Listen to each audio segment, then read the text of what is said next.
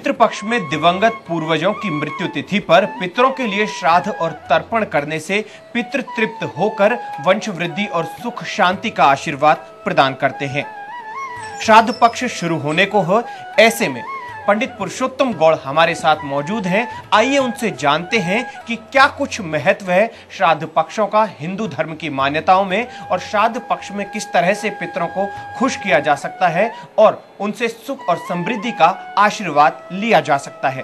पंडित जी, सबसे पहला सवाल कि श्राद्ध पक्ष है उसके बारे में बताइए। आप श्राद्ध पक्ष में क्या कुछ कहना होता है अपने पितरों को, क्या कुछ संदेश लेना होता है पितरों से, क्या कुछ आशीर्वाद लेना होता है? श्राद्ध पक्ष के बारे में सबसे पहले बताएं। जी देखिए, सबसे पहले तो हम बात करते हैं पितृपक्ष की। ये जो पितृपक्ष है, सभी हम पितरों को दिव्य पितरेश्वराय नमः। पितृपक्ष में सूर्य कन्या राशि के 10वें अंश पर आता है, वहाँ से तुला राशि की ओर जब बढ़ता है तो इसे कनागत कहते हैं। कन्यागत सूर्य जब होता है तो ये प्रधान जी कनागत होते हैं। जब सूर्य कन्या की राशि में होता है तब श्राद्ध और पितृ के लिए किया जाता है। अब बात करते हैं कि प्रतिवर्ष भाद्रपद मास की पूर्णिमा से आश्विन कृष्ण पक्ष की अमावस्या तक ये श्राद्ध मान्य होता है। और इस वर्ष जो हमारा श्राद्ध हमारे कनागत जो आ रहे हैं वो 29 सितंबर से 15 अक्टूबर के मध्य रहेंगे, जिसके मध्य शास्त्रों के अनुसार श्राद्ध पक्ष में दिवंगत पूर्वजों के निमित्त श्राद्ध तर्पण पिंडदान यज्ञ और भोजन का विशेष प्रावधान इसमें होता है।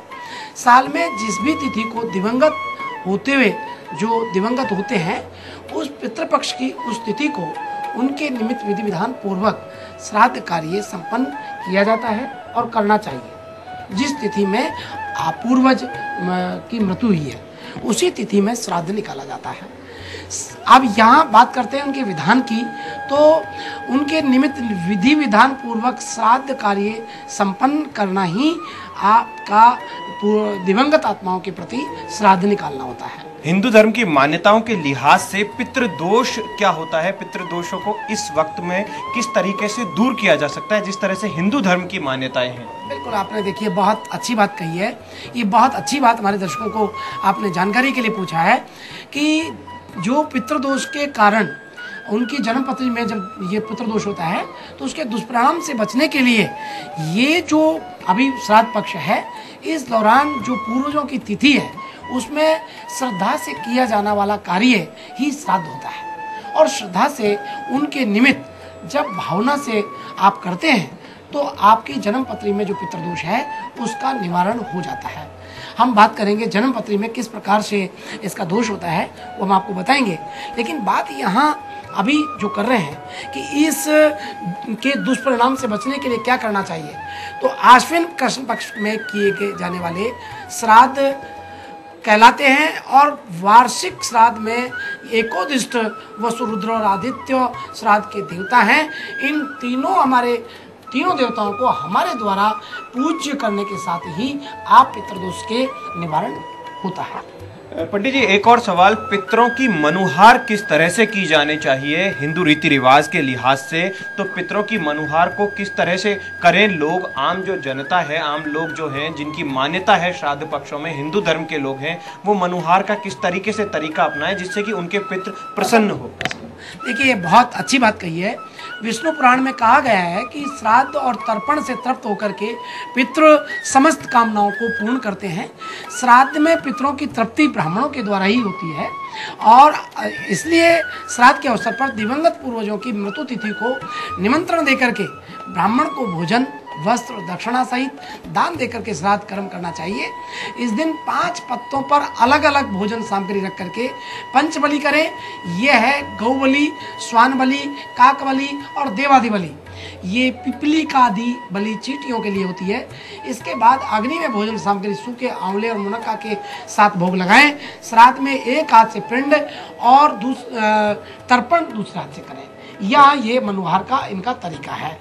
एक सवाल कि यहाँ पर तर्पण जो है, तर्पण शब्द आम दर्शकों के लिए आप समझाने का बताएं, किस तरह से तर्पण किस तरह से करवाया जाए और तर्पण होता क्या है? देखिए, बात करते हैं तर्पण की, तो तर्पण बहुत अनिवार्य है। और तर्पण जो है एक नदी, सरोवर, तीर्थ आदि के किनारे पे होता है। और तर्पण जो है आप अपने घर में भी कर सकते हैं। इसको तिलांजलि बोलते हैं। श्राद्ध की तिथि को स्नान करके पितरों के लिए दिया हुआ जो आप यहाँ जल और उनके लिए अक्षत तृप्ति का साधक होता है। पितरों को तर्पण करने के पूर्व ओम आगच्छन्तु मे पित्रा इमं जलान जलान जलिम, ये भाव है, और मंत्र से उनका आह्वान करें। अब तिल के साथ पिता और पितामहम, प्रपितामह और मातामह और निमित्त 3-3 तिलांजलि दें। तर्पण में दक्षिण की ओर मुख करके अंजलि में कुशा के साथ तिल मिश्रित जल लेकर के पितृ तीर्थ मुद्रा दाहिने अंगूठे के सहारे से ठीक इस प्रकार से जो है करके और जल डाल दें। पुनः आकाश की तरफ गिराएं। पितरों का निवास आकाश और दक्षिण दिशा में होता है। श्राद्ध में क्या करना चाहिए? श्राद्ध कहाँ पर किए जाने चाहिए? श्राद्ध किस तरह से किए जाने चाहिए? क्या श्राद्ध बाहर भी करवाए जा सकते हैं? क्या किसी होटल में भी करवाए जा सकते हैं या घर में ही जरूरी है? श्राद्ध किस तरीके से किए जाए? देखिए, आपने बहुत अच्छी बात कही है। आज चूंकि ये 21वीं सदी का ज़माना है, श्राद्ध में कैसे करें और क्या करें और क्या करना चाहिए। कई लोग तो ऑनलाइन ब्राह्मणों को लेकर के विदेश में रह रहे जो एनआरआई परिवार है, वो ऑनलाइन श्राद्ध करते हैं। कई लोग घर में नहीं करके कि घर में बड़ा काम करना पड़ेगा, तो माता बहन को सर्विसों में रहने के कारण होटलों में भी करते हैं। लेकिन बात करें ज्योतिष शास्त्र की या मत की बात करते हैं या शास्त्र की बात करते हैं, तो हमारे शास्त्र नीति में ये बड़ा स्पष्ट एक फंडा है कि श्राद्ध अपने ही घर में करना चाहिए, दूसरे के घर में करना निषेध है। और श्राद्ध केवल अपराह्न काल में करना चाहिए, अर्थात दोपहर में ही करना चाहिए।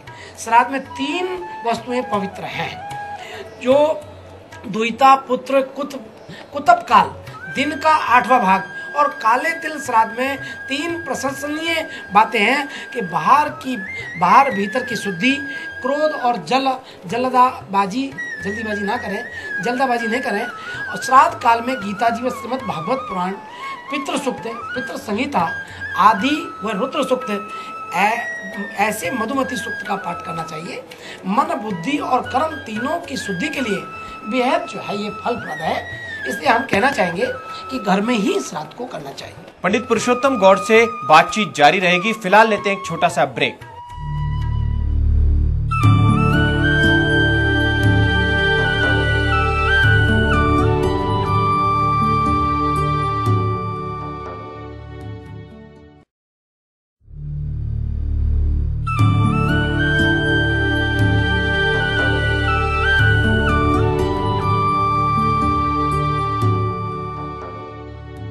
पितृपक्ष में दिवंगत पूर्वजों की मृत्यु तिथि पर पितरों के लिए श्राद्ध और तर्पण करने से पितृ तृप्त होकर वंश वृद्धि और सुख शांति का आशीर्वाद प्रदान करते हैं।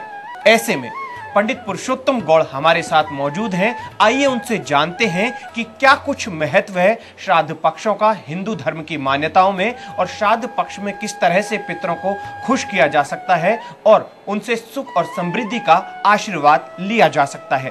पंडित जी, सबसे पहला सवाल कि श्राद्ध पक्ष है उसके बारे में बताइए। आप श्राद्ध पक्ष में क्या कुछ कहना होता है अपने पितरों को? क्या कुछ संदेश लेना होता है पितरों से? क्या कुछ आशीर्वाद लेना होता है? श्राद्ध पक्ष के बारे में सबसे पहले बताएं। जी, देखिए, सबसे पहले तो हम बात करते हैं पितृपक्ष की। ये जो पितृपक्ष है, सभी हम पितरों को दिव्य पितरेश्वराय नमः। पितृपक्ष में सूर्य कन्या राशि के 10वें अंश पर आता है, वहाँ से तुला राशि की ओर जब बढ़ता है तो इसे कनागत कहते हैं। कन्यागत सूर्य जब होता है तो ये प्रधान जी कनागत होते हैं। जब सूर्य कन्या की राशि में होता है तब श्राद्ध और पितृ के लिए किया जाता है। आप बात करते हैं कि प्रतिवर्ष भाद्रपद मास की पूर्णिमा से आश्विन कृष्ण पक्ष की अमावस्या तक ये श्राद्ध मान्य होता है। और इस वर्ष जो हमारा श्राद्ध हमारे कनागत जो आ रहे हैं वो 29 सितंबर से 15 अक्टूबर के मध्य रहेंगे, जिसके मध्य शास्त्रों के अनुसार श्राद्ध पक्ष में दिवंगत पूर्वजों के निमित्त श्राद्ध, तर्पण, पिंडदान, यज्ञ और भोजन का विशेष प्रावधान इसमें होता है। साल में जिस भी तिथि को दिवंगत होते हैं उस पितृपक्ष की उस तिथि को उनके निमित्त विधि विधान पूर्वक श्राद्ध कार्य संपन्न किया जाता है और करना चाहिए। जिस तिथि में पूर्वज की मृत्यु हुई है उसी तिथि में श्राद्ध निकाला जाता है। अब यहाँ बात करते हैं उनके विधान की, तो उनके निमित्त विधि विधान पूर्वक श्राद्ध कार्य संपन्न करना ही आपका दिवंगत आत्माओं के प्रति श्राद्ध निकालना होता है। हिंदू धर्म की मान्यताओं के लिहाज से पितृदोष क्या होता है? पितृदोषों को इस वक्त में किस तरीके से दूर किया जा सकता है जिस तरह से हिंदू धर्म की मान्यताएं हैं? बिल्कुल, आपने देखिए बहुत अच्छी बात कही है। ये बहुत अच्छी बात हमारे दर्शकों को आपने जानकारी के लिए पूछा है कि जो पितृदोष के कारण उनकी जन्मपत्री में जब ये पितृदोष होता है तो उसके दुष्परिणाम से बचने के लिए ये जो अभी श्राद्ध पक्ष है, इस दौरान जो पूर्वजों की तिथि है उसमें श्रद्धा से किया जाना वाला कार्य ही श्राद्ध होता है। और श्रद्धा से उनके निमित्त जब भावना से आप करते हैं तो आपकी जन्मपत्री में जो पितृदोष है उसका निवारण हो जाता है। हम बात करेंगे जन्मपत्री में किस प्रकार से इसका दोष होता है, वो हम आपको बताएंगे। लेकिन बात यहाँ अभी जो कर रहे हैं कि इस के दुष्परिणाम से बचने के लिए क्या करना चाहिए, तो आश्विन कृष्ण पक्ष में किए जाने वाले श्राद्ध कहलाते हैं। और वार्षिक श्राद्ध में एकोदिष्ट वसु रुद्र और आदित्य श्राद्ध के देवता हैं। इन तीनों देवताओं को हमारे द्वारा पूज्य करने के साथ ही आप पितृदोष के निवारण होता है। पंडित जी, एक और सवाल, पितरों की मनुहार किस तरह से की जानी चाहिए हिंदू रीति रिवाज के लिहाज से? तो पितरों की मनुहार को किस तरह से करें लोग, आम जो जनता है, आम लोग जो हैं जिनकी मान्यता है श्राद्ध पक्षों में, हिंदू धर्म के लोग हैं, वो मनुहार का किस तरीके से तरीका अपनाएं जिससे कि उनके पितृ प्रसन्न हो? देखिए, ये बहुत अच्छी बात कही है।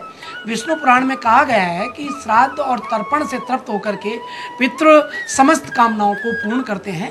श्राद्ध में पितरों की तृप्ति ब्राह्मणों के द्वारा ही होती है और इसलिए श्राद्ध के अवसर पर दिवंगत पूर्वजों की मृत्यु तिथि को निमंत्रण देकर के ब्राह्मण को भोजन, वस्त्र, दक्षिणा सहित दान देकर के श्राद्ध कर्म करना चाहिए।